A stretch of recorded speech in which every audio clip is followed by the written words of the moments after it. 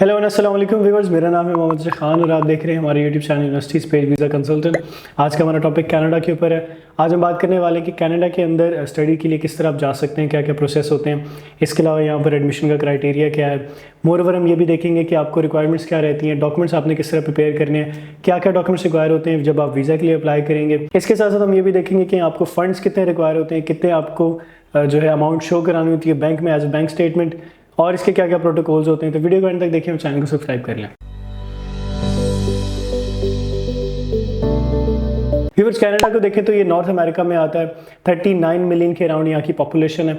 Ottawa यहाँ का capital है और कैनेडियन डॉलर यहाँ पर ऑफिशियल करेंसी है।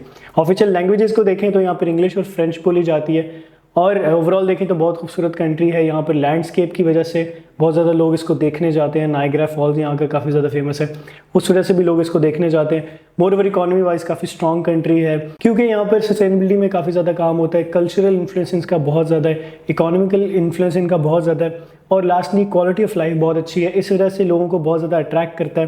पूरी दुनिया से लोग एज अ माइग्रेंट भी यहाँ पे जाते हैं। रिलीजन को देखें तो क्रिश्चियनिटी यहाँ पे मेजॉरिटी आपको देखने को मिलती है। इसके अलावा कनाडा अपनी नॉर्दर्न लाइट्स की वजह से फेमस है, लैंडस्केप की वजह से फेमस है, लेक्स बहुत ज़्यादा यहाँ पे खूबसूरत है, नेचुरल ब्यूटी आपको देखने को मिलती है, माउंटेन्स हैं, स्नो है यहाँ पे काफ़ी ज़्यादा।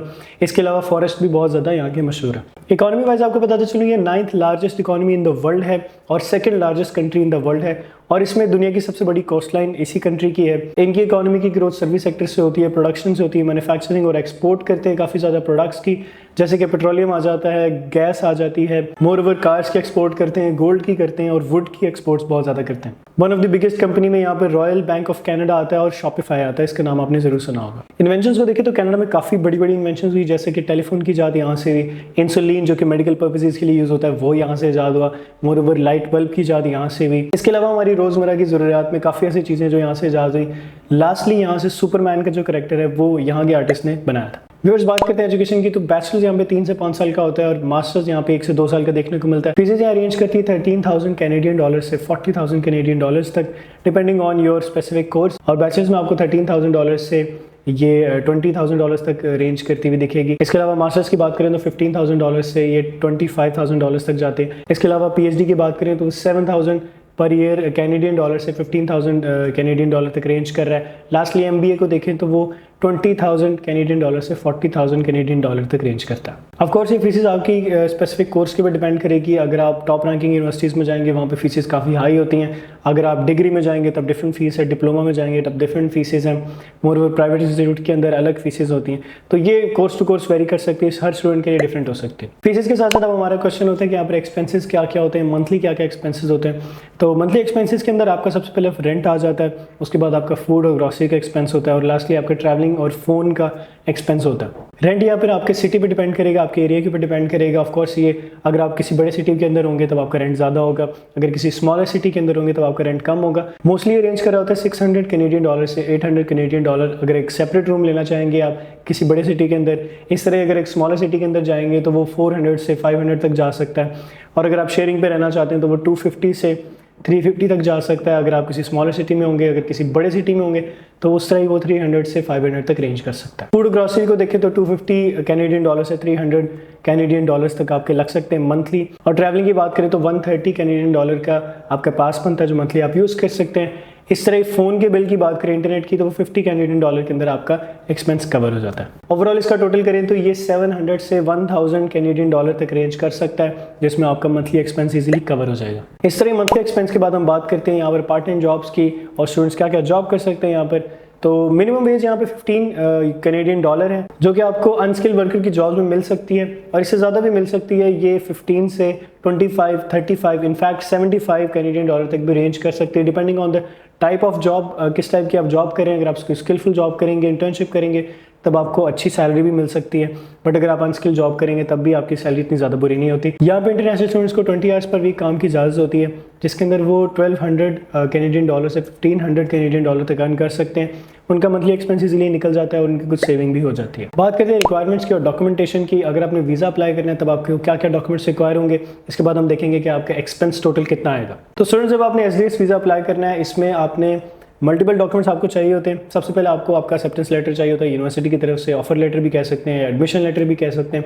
इसके साथ साथ आपको आपका पासपोर्ट चाहिए होता है, आपके पिक्चर्स इंक्लूड करते हैं। इसके अलावा अपनी फ़ी की जो आपने पेमेंट की है उसकी रिसीप्ट आपको चाहिए होती है, प्रूफ चाहिए होता है। ये पहले 6 मंथ्स का था यानी 1 सेमेस्टर का था, अब ये चेंज होकर 1 ईयर का हो गया, यानी 2 सेमेस्टर्स की आपने फ़ी एडवांस में पे करनी है जाने से पहले। आप इसका प्रूफ अटैच करेंगे, इसके बाद आप अपनी सोर्स ऑफ इनकम के एसेट्स शो कराएंगे। इसके अलावा अगर आपको स्पॉन्सर कर रहा है तो फिर आप अपना स्पॉन्सर का एफिडेविट भी अटैच करेंगे, सोर्स ऑफ इनकम भी शो कराएंगे। इसके अंदर अगर आपने लोन लिया तो उसके डॉक्यूमेंट्स अटैच होंगे, अगर आपको स्कॉलरशिप मिली है तो उसके डॉक्यूमेंट्स भी इसके अंदर इंक्लूड करेंगे। इसके अलावा आपका GIC सर्टिफिकेट भी इसके अंदर इंक्लूड करेगा, जो कि आपने as a block account show करानी होती है, जिस तरह जर्मनी में होती है, यहाँ पर इसका एक डिफरेंट नेम है। इसके साथ साथ आप अपनी सोर्स ऑफ फंड की एक्सप्लेनेशन भी देंगे और लेटर ऑफ एक्सप्लेनेशन भी देंगे, जिसके अंदर आप कनाडा जाने की रीज़न बताएंगे, मोर ओवर आप अपनी स्टडी के गोल्स बताएंगे और स्टडीज़ कंप्लीट होने के बाद के प्लान्स के बारे में भी डिस्कस करेंगे। व्यूअर्स, बैंक स्टेटमेंट के अंदर एक और मेजर पॉइंट होता है जो लिविंग एक्सपेंस का होता है। आपने 1 ईयर के लिविंग एक्सपेंस भी शो करने होते हैं, जो कि 10,000 कैनेडियन डॉलर्स तक होते हैं। इसी के साथ साथ आपको आपका मेडिकल सर्टिफिकेट भी चाहिए होता है, हेल्थ के सर्टिफिकेट होते हैं। मोर ओवर अगर आपके स्पाउस और डिपेंडेंट्स भी जा रहे हैं तब आप अपना मैरिज सर्टिफिकेट भी अटैच करेंगे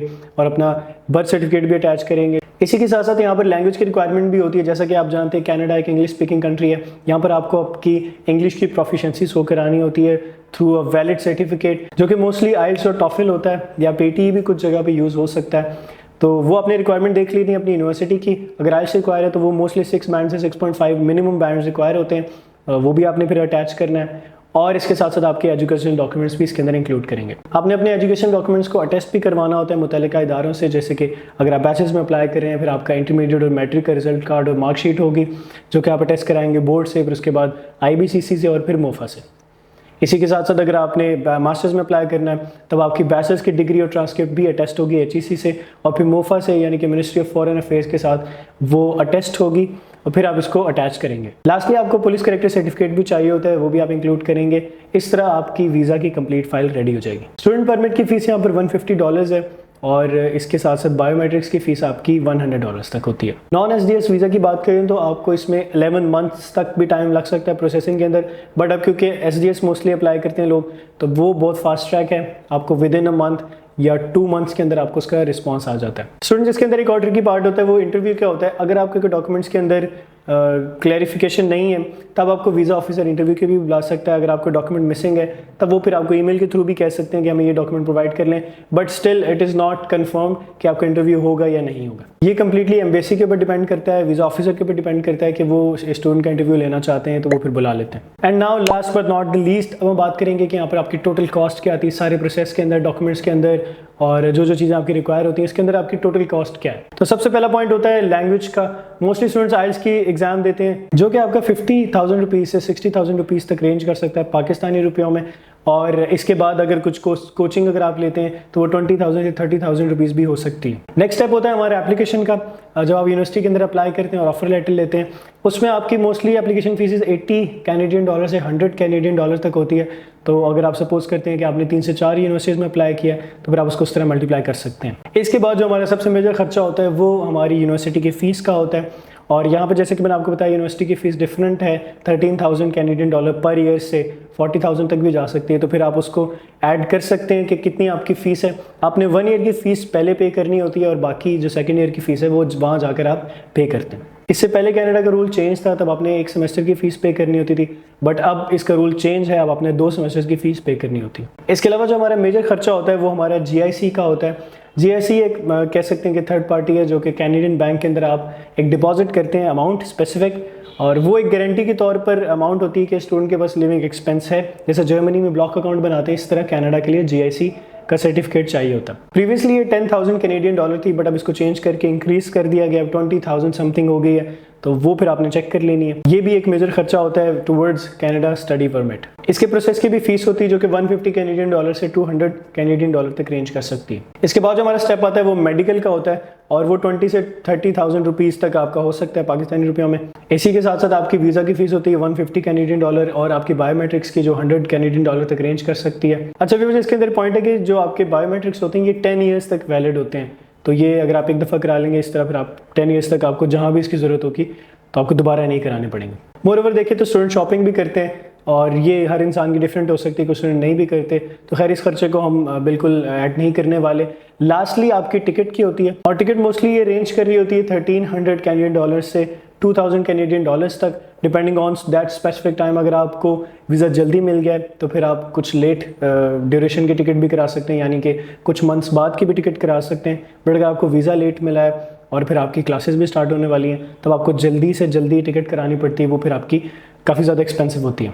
खैर व्यूअर्स, इसको आप टोटल कर सकते हैं, ये कितना बनता है आप इसको नोट डाउन कर लें, और इससे आपको एक बेटर आइडिया हो जाएगा किस तरह आपने सारे प्रोसेस को लेके चलना है। ये थी हमारी वीडियो स्टडी इन कनाडा के ऊपर। आई होप आपको पसंद आई होगी। अगर आपको पसंद आई वीडियो को ज़रूर लाइक करें, इस चैनल को सब्सक्राइब भी कर लें। इसके साथ साथ अगर कोई क्वेश्चन है आपका तो वो हमारे साथ ज़रूर शेयर कीजिए कमेंट बॉक्स के अंदर, मैं उसका जवाब ज़रूर दूंगा आपको। इसके अलावा अगर आप किसी अफोर्डेबल कंट्री में जाना चाहते हैं जहाँ पे आपको फुली फंडेड स्कॉलरशिप भी मिल सकती हैं, मिनिमम रिक्वायरमेंट्स हैं, मार्क्स की और आइल्स की भी रिक्वायरमेंट नहीं है, ब्लॉक अकाउंट भी नहीं चाहिए, तो आप मल्टीपल यूरोपियन कंट्रीज़ के अंदर अप्लाई कर सकते हैं, जिसको हम खुद भी डील कर रहे हैं। अगर आप इन्फॉर्मेशन लेना चाहते हैं फ्री ऑफ कॉस्ट, हम आपको गाइड करेंगे, अपने डॉक्यूमेंट्स हमारे साथ शेयर करें, फ्री ऑफ कॉस्ट असेसमेंट हम आपको करके देंगे। डिस्क्रिप्शन के अंदर आपको वो कॉन्टैक्ट डिटेल्स हमारी सारी मिल जाएंगी, और आप हमारे ऑफिस भी विजिट कर सकते हैं। डिस्क्रिप्शन के अंदर सब चीज़ें मेंशन है। मिलते हैं नेक्स्ट वीडियो में, तब तक के लिए मुझे शुक्रिया।